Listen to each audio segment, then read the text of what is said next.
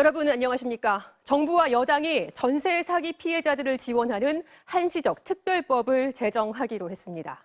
이 피해자들에게 경매로 넘어간 집을 먼저 사들일 수 있는 우선 매수권을 주고 아니면 LH 등이 피해 주택을 공공 매입해서 피해자가 그 집을 계속 임대해 살 수 있도록 하겠다는 건데요. 떼인 보증금을 먼저 지원하는 야권의 법안과는 여전히 차이가 있습니다.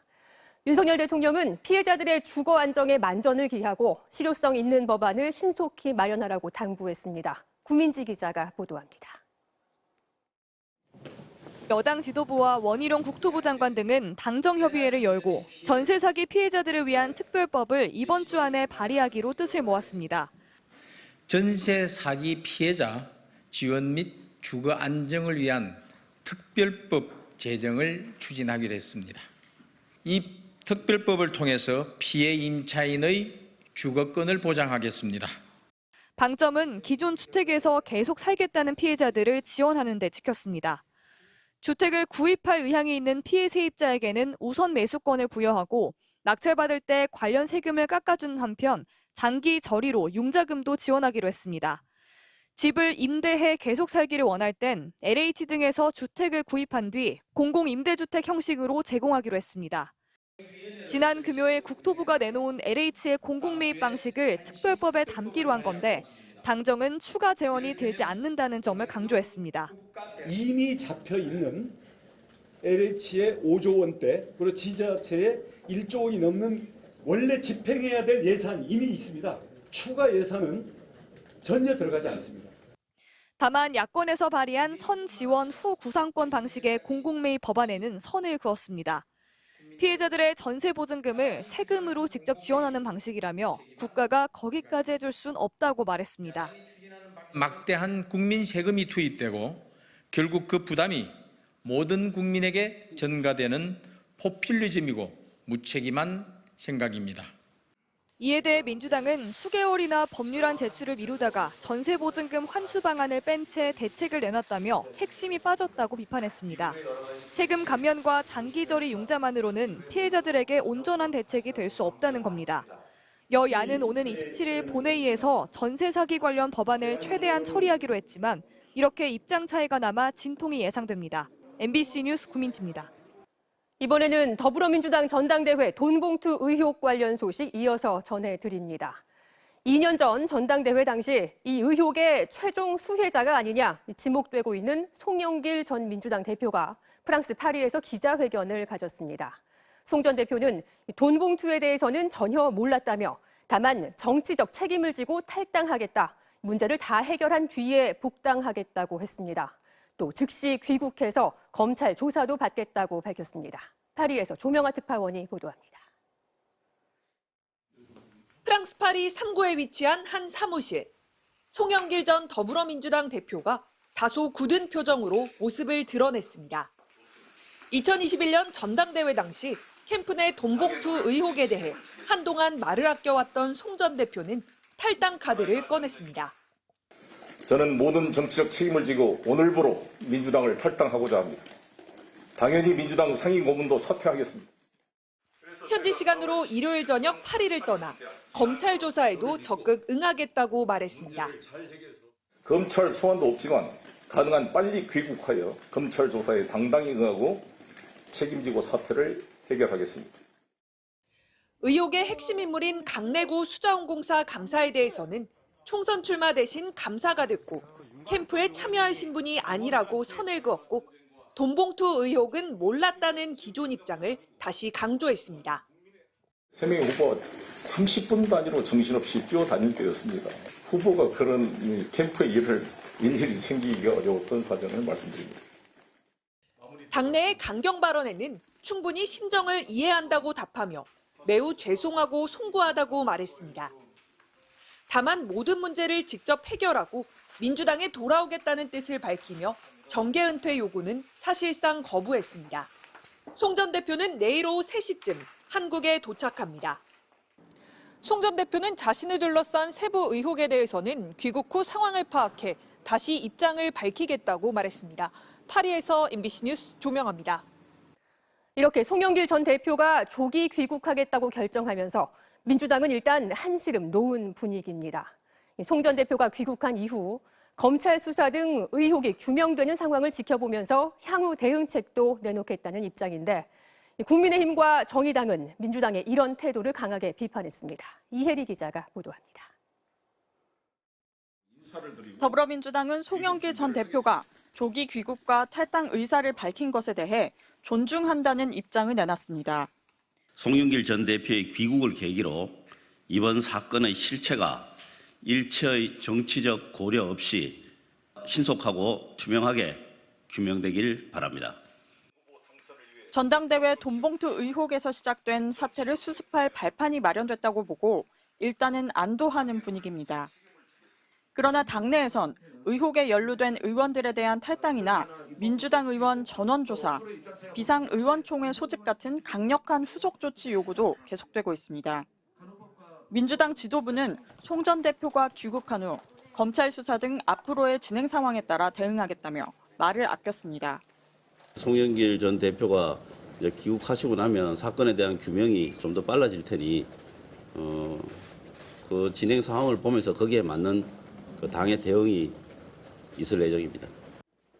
국민의힘은 송 전 대표의 기자회견을 두고 모르쇠 사과, 꼬리 자르기식 탈당이라며 철저한 검찰 수사를 촉구했습니다. 핑계와 꼼수만이 가득한 한편의 국민 분노 유발극이었습니다. 민주당에 피해를 끼치지 않기 위해 할 일 다 했다는 듯한 꼬리 자르기 탈당뿐이었습니다. 기자회견 후 민주당 일각에서 송 전 대표에 대해 역시 큰 그릇, 무력이 적은 사람이란 평가가 나온 것을 두고도 전당대회 돈봉투 몸통을 응원하는 민주당은 제정신이냐라고 비판했습니다. 정의당도 사태를 책임지려는 노력도 자정하려는 의지도 하나 없이 송 전 대표의 귀국만 못 빠지게 기다리고 있다고 민주당을 겨냥했습니다. MBC 뉴스 이혜리입니다. 중국은 다른 나라에 외교적으로 강하게 항의하는 걸 엄정한 교섭을 제기했다 이렇게 표현합니다. 중국 외교부가 윤석열 대통령의 최근 대만 관련 발언에 대해 우리 정부에 엄정한 교섭을 제기했다고 이틀 전에 밝혔었는데요. 그런데 오늘 또다시 이번에는 외교부 홈페이지에 그 항의 내용을 아주 상세히 공개했습니다. 이런 경우는 아주 이례적입니다. 한미 정상회담을 앞두고 우리 정부에 대한 외교적인 압박에 나선 거란 분석이 나옵니다. 베이징에서 이혜인 특파원입니다. 중국 외교부는 지난 21일 정례 브리핑에서 윤석열 대통령의 대만 관련 발언에 대해 한국 정부에 항의한 사실을 공개했습니다. 针对韩方就台湾问题发表的错误言论，中方已分别在北京和首尔向韩方提出严正交涉。 그런데 중국 외교부가 항의 사흘 뒤인 오늘 당시 항의 내용을 홈페이지에 상세히 공개했습니다. 이에 따르면 순회이동 중국 외교부 부부장은 정재호 주중 한국 대사에게 전화를 걸어 윤 대통령 발언을 거론한 뒤 이 발언은 도저히 받아들일 수 없으며 중국 측은 엄중한 우려와 강한 불만을 표시한다고 말했습니다. 또 윤 대통령이 하나의 중국 원칙을 언급하지 않은 것을 문제 삼으며 중한 수교 정신을 성실히 준수하고 하나의 중국 원칙을 지키며 대만 문제 언행에 신중을 기할 것을 촉구했습니다. 외교 통로로 오간 내용을 이렇게 상세하게 공개하는 건 이례적인 일로 한미 정상회담을 앞두고 윤 대통령 발언을 계속 문제 삼고자 하는 의도가 담겨 있는 것으로 보입니다. 한미 정상 간의 대만 관련 논의와 공동성명에 담길 내용에 영향을 주기 위해 경고성 메시지를 계속 내고 있다는 겁니다. 중국 관영 매체 환구시보와 글로벌타임스도 사설을 통해 윤 대통령의 이번 발언은 수교 이후 한국이 밝힌 최악의 대만 관련 입장 표명이라고 비판했습니다. 그러면서 대만 문제에 대한 한국의 잘못된 인식이 이렇게 멀리 갔는지 몰랐다며 한국 외교는 깊이 반성해야 한다고 주장했습니다. 정재호 주중 한국 대사는 코로나19로 못했던 신임장 제정을 위해 내일 70여 개국 대사와 함께 시진핑 중국 국가주석을 만납니다. 신임장 제정 때는 덕답이 몇 마디 오가는 게 일반적인데 시기가 시기다 보니 어떤 말이 나올지 주목됩니다. 베이징에서 MBC 뉴스 이혜인입니다. 최근 있었던 인천 미추홀구 전세 사기의 피해가 다른 사례보다 특히 더 컸던 건 세입자 보증금보다 순위가 앞서는 근저당권 때문이었습니다. 그런데 꼭 사기가 아니더라도 최근 집값 하락과 함께 전셋값도 뚝뚝 떨어지면서 선순위 근저당권이 설정된 위험 매물들이 갈수록 늘고 있습니다. 전세 보증금 사고 위험이 그만큼 높아졌다는 뜻입니다. 박철현 기자입니다. 서울 송파구의 한 아파트.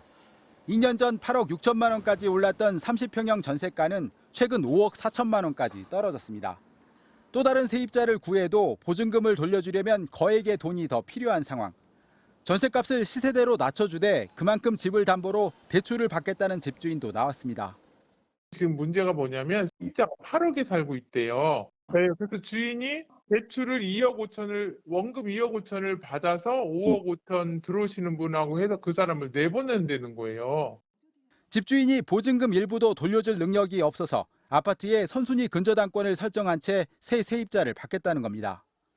인근의 또 다른 고급 아파트도 마찬가지. 여기 세입자분을 빼줘야 되기 때문에 한 4억 정도는 여기다 융자를 남기실 거예요. 시세가 대출금과 보증금을 모두 갚을 수 있을 만큼 높아 안전하다는 게 업계 설명이지만 지난 2년간 이들 아파트가 시세대로 팔린 경우는 없었습니다. 그래도 아파트는 사정이 나은 편입니다. 전세 사기 직격탄을 맞은 빌라들은 거래마저 뚝 끊겼습니다. 올 1분기 서울 지역 빌라 전세 거래량은 15,000여 건, 1년 전보다 7천 건 이상 줄었고 특히 강서구 지역은 반토막이 났습니다. 그나마 거래가 된 빌라들의 전세 가격을 분석해보니 절반 이상은 불과 3개월 전과 비교해도 가격이 더 떨어졌습니다. 여기에 다음 달부터 전세 보증보험 허그의 보증 범위가 150%에서 126%로 축소되는데 상당수 빌라가 이 범위에 맞추려면 보증금을 이전보다 더 낮춰야 해서 전세가가 더 떨어질 가능성도 있습니다. 매매 가격이나 전세 가격이 더 하락한다면 이 사고율도 높아질 가능성이 높습니다. 지난달 보증금을 돌려받지 못한 보증사고는 전국에 모두 1,385건. 지난해 8월 집계가 시작된 이래 가장 많은 수치로 반년 만에 3배 가까이 급증했습니다. MBC 뉴스 박철현입니다.